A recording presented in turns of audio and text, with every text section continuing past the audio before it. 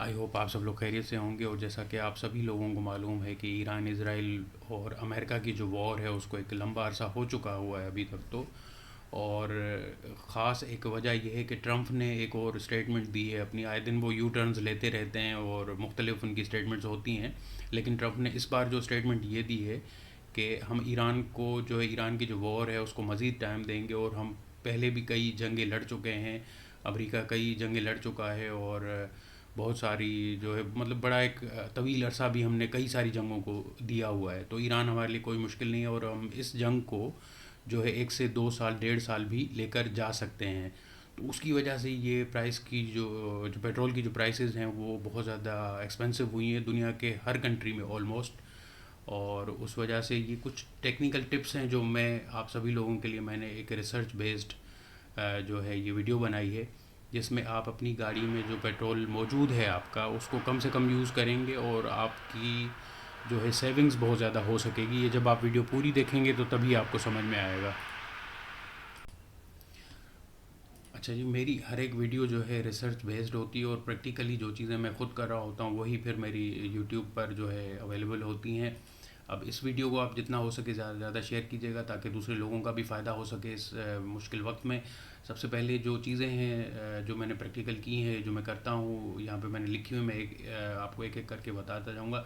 इस वक्त क्या है कि आपने फुल टैंक जो है ना अपनी गाड़ी का बिल्कुल भी नहीं करवाना, क्योंकि हमें नहीं मालूम कि गवर्नमेंट अगले ही लम्हे हो सकता है खुदा न खास्ता पेट्रोल की प्राइसेस जो है ना डिक्रीज़ भी कर दे। इस वक्त हमने उतना ही पेट्रोल गाड़ी में डलवाना होगा जितना कि हमें ज़रूरत है। लाइक अगर हम मुझे 1,000 रुपये की पेट्रोल की ज़रूरत है तो मैं 1,000 रुपये का ही डलवाऊँगा, क्योंकि खुदा न खासा आगे चल के गवर्नमेंट ने प्राइस जो है पेट्रोल की डिक्रीज़ कर दी तो मुझे बहुत नुकसान हो सकता है। और दूसरी बात ये कि अब जो पॉइंट्स हैं इसमें मैंने लिखे हैं कि देखें गाड़ी को इस तरीके से, जो नीचे मैं टिप्स देने जा रहा हूँ आपको, इस तरीके से अगर आप यूज़ करते हैं, एंड ऑफ द मंथ जो हमारी मेंटेनेंस भी गाड़ी की निकलती है उसके ऊपर भी बहुत अच्छा हमें इम्पैक्ट देखने को मिलेगा। और ये सारी चीज़ें मैं खुद भी कर रहा होता हूँ। अब गाड़ी आपने जब स्टार्ट कर ली तो गाड़ी की जो रेस है कम से कम वो 20 से तो लेकर आप 40 को मेंटेन करें, यानी कि 40 किलोमीटर पर आवर इसको आपने रखना होगा। इस स्पीड को आप मेंटेन करेंगे। अब फ़र्ज़ करें क्योंकि मुझे कुछ जगहों पे ट्रैफिक है, या अगर तो मुझे कहीं जल्दी पहुंचना है और रोड नीट एंड क्लीन है, लेकिन ये सारी चीज़ें आप हर तरीके से मेरी फॉलो नहीं करेंगे। आप अपनी सिचुएशन भी देखेंगे कि कहीं ट्रैफिक ज़्यादा है, कम है, या क्या है। बहरहाल अगर तो मैं हाईवे पे हूँ या मुझे रोड नीट एंड क्लीन मिलता है तो मैं इसको कम से कम 70 से 80 या 80 पर इसको स्पीड को लॉक रखूँगा, इससे अबव नहीं जाएगी।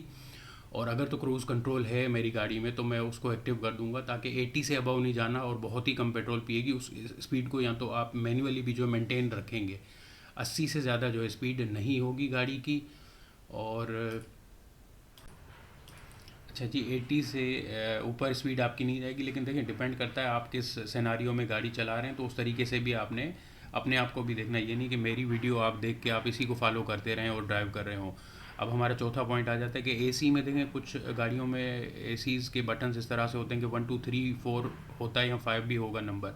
तो आपने उसका एटलीस्ट कम से कम जो नंबर है, अगर वो 4 पे अच्छी कूलिंग दे देती है या नंबर 3 पर देती है तो 3 यूज़ करें। और अगर तो उसमें क्लाइमेट कंट्रोल है तो वो बिल्कुल भी यूज़ नहीं करना आपने। क्लाइमेट कंट्रोल जो है पेट्रोल का दुश्मन होता है। अब दूसरी बात आ गई यहाँ पे, नंबर 5 मैंने रखा हुआ है आरपीएम। अगर तो 1,500 से 25,000 तक जाता है और इससे ऊपर भी होता है तो कम से कम इसको 2,000 पे मेंटेन करें।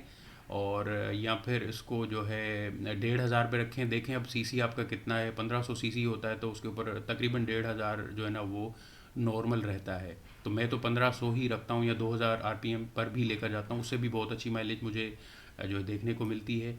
एक मिनट में ये पॉइंट डिलीट कर देता हूँ। अच्छा, अब हमारी रही बात के, हाँ जी, ज़ोर से आपने देखें, ज़ोर से हम अचानक से एक जो ब्रेक होती है ना वो हमने नहीं लगानी। हमें कितनी रेस की और कितनी ब्रेक की ज़रूरत है, हम सिंगल पेडल गाड़ी चलाएंगे, यानी कि एक वक्त में हम एक काम करेंगे या एक वक्त में हम गाड़ी से एक ही काम लेंगे। अचानक से ज़ोर से जो हम ब्रेक मारते हैं उससे क्या होता है, गाड़ी दोबारा जब रेस लेगी तो उतना ज़्यादा पेट्रोल कंज्यूम करेगी, और उतनी स्पीड में जाने के लिए उसे पेट्रोल चाहिए होगा बहुत ज़्यादा। तो अचानक से जो हम ब्रेक लगा रहे होते हैं उसको अवॉइड करें, और अचानक से एकदम से रेस भी आपने बिल्कुल नहीं देनी। गाड़ी की जो रेस है, जो एक्सेलरेट करते हैं हम या जो रेस देते हैं, उसकी रेस की आवाज़ अंदर गाड़ी में बिल्कुल भी नहीं आनी चाहिए।